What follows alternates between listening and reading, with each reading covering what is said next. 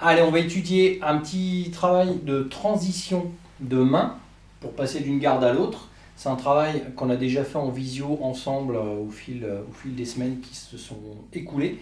Et donc que vous ayez chez vous un manche à balai, un manche de pioche, un Joe, un Beau, là avec les confinements on sait bien que les bâtons longs c'est compliqué.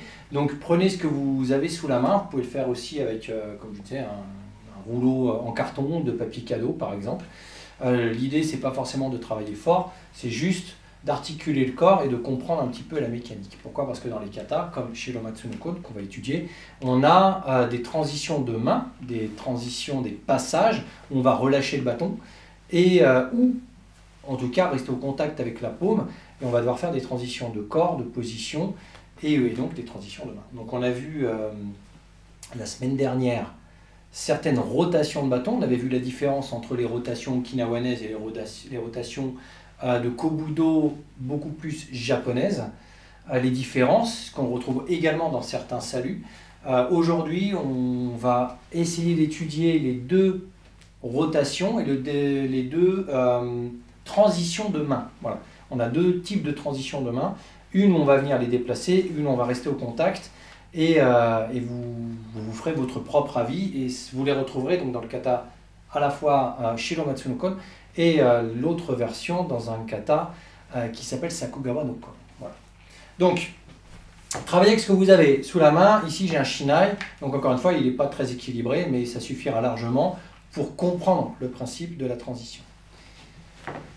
Donc je suis en une forme d'amidachi. Je passe juste la hanche. J'ai la main droite au-dessus de la jambe droite, la main gauche presque en équité. J'ai le bâton aujourd'hui juste pour la transition. On ne va pas le fixer ni sur l'extérieur ni sur l'intérieur. On va juste le laisser disponible. Et d'ici, on va faire le petit exercice qu'on a fait la semaine dernière. C'est en modifiant l'axe de ma position, je vais venir faire ma rotation de poignet, ma rotation de poignet. Et j'ai changé, j'ai bien ma main gauche au-dessus de ma jambe gauche, ma main droite ramenée le long du corps. Encore une fois, je ne verrouille pas le bâton, ni sur l'intérieur ni sur l'extérieur, je le laisse disponible pour pouvoir faire des transitions rapides, tout simplement. Donc ce qu'il faut comprendre, c'est que ma main gauche, la paume regarde vers la droite, comme quand je prenais le bâton ici, et que je faisais mon petit exercice d'échauffement. D'accord? C'est comme si j'étais là et hop, je place mon bâton, l'extrémité du bâton, elle regarde vers le visage. La main gauche va venir faire sa rotation pendant que la main droite va monter. En faisant sa rotation, la main gauche, elle appuie. Pendant que j'appuie, je viens saisir légèrement, je vais venir libérer la main droite qui vient à son tour saisir le bâton vers le visage pour frapper de plusieurs façons que ce soit. D'accord? Donc, je vais venir ramener le bâton, passer là, la main droite, la paume elle regarde vers la gauche. Ma main droite va venir appuyer légèrement sur le bâton, je vais passer la paume au-dessus, je fais l'équivalent du travail de main collante. Hein. Je reste au contact du bâton, je viens récupérer et je viens tourner. Vous vous souvenez, la semaine dernière, on l'avait fait en deux temps. Premier temps, on venait passer une main et ensuite, on venait tourner l'autre main. D'accord? 1, 2. Et petit à petit, je vous disais qu'il faut essayer de se rapprocher d'un temps unique. Où on va venir justement faire sa transition et les deux mains doivent pivoter grosso modo au même moment, tout en restant l'une comme l'autre au contact du bâton. Donc on va continuer ce petit travail-là, on va reprendre ce contact avec le bâton. Ici, je viens fixer et le travail du bâton à la hanche peut aussi m'aider à garder ici un contact avec une seule main, même si elle est ouverte, on va dire, parce que j'ai mon bâton à la hanche, et l'autre, hop, peut récupérer. Donc ici, je vais venir passer ma main, je pivote. Dès que j'ai pivoté, je frappe. D'accord? Là, je vais juste faire une frappe classique sans engager le corps. Je change.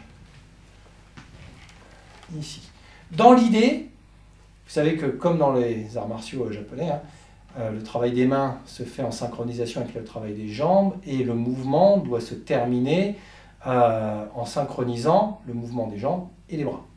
Donc si mon mouvement des jambes est plus long, je vais retarder mon mouvement de bras afin que les deux arrivent ensemble. Là, il se trouve que les deux mouvements sont quasiment similaires en termes de timing.